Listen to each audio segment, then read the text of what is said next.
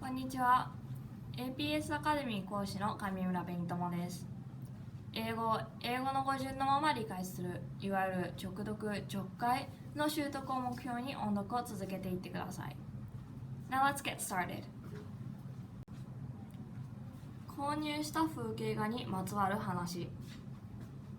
In second-hand shops, there are many words of art which have been forgotten and gathering dust. Yet, each one of them may have an interesting tale to tell if only we could discover it. Under one of Tokyo's thundering expressways in an expensive nightlife district, there used to be and may still be a little antique shop.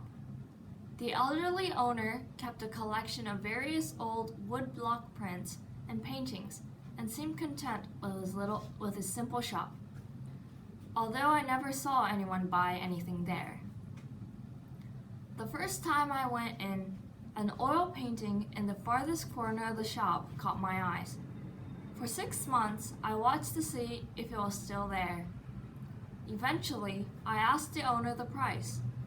He said 180,000 yen. Bargaining is not usual in Japan, but in a shop with so few customers, it seemed worth a try. So I offered 110,000 yen. In the end, we agreed on 130,000 yen. The picture was of an apple orchard with a small girl at the front. Painted with a free, confident hand, it had a feeling of warmth and light. It was in the Impressionist style, signed with the name Bordes, which looked French. The nameplate on the frame suggested that it had once hung in a gallery or a grand collection. I wondered whether I had perhaps acquired a treasure. The picture, which became a familiar object to me, moved with me from Tokyo to Hong Kong and then to England. It became an important part of my baggage during those years, and I very much wanted to trace its identity. The dictionary of painters included Léonard Bordes, a 20th century French landscape painter of the group known as the Rouen School. So I wrote to the museum at Rouen and received a letter from the head of the museum. I learned that Léonard Bordes was born in 1898. Although a professional musician, his principal activity was painting. In particular, he preferred rather melancholy scenes of the countryside around Rouen. By the time he died in 1969, he had painted more than 10,000 scenes. At last, I went to Rouen and visited the museum.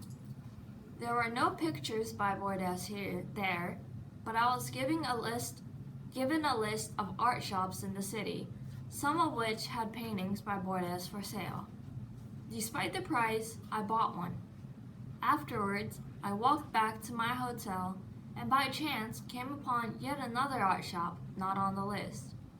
I went in and was greeted by an elderly woman who turned out to have been a close friend of Bordes' family.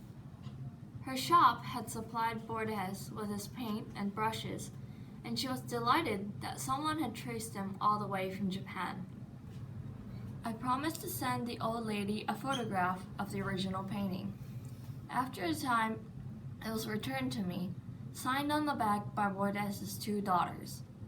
The elder of the two, Giselle, identified herself as the girl under the apple trees, aged 8, in the summer of 1930. They had no idea where the picture had been during the 61 years since then. So there it was. I had rescued the picture from the second-hand shop in Tokyo and had uncovered its history. It was simply a cheerful picture of a family picnic by a man who painted every day, but whose paintings were usually somewhat sad. The picture's story was not especially significant, but I had pleasure in telling other people about it and how I discovered it. どうだったでしょうか？一つの長文を最低5回は読むようにしてください。以上、aps アカデミー上村紅友の音読動画でした。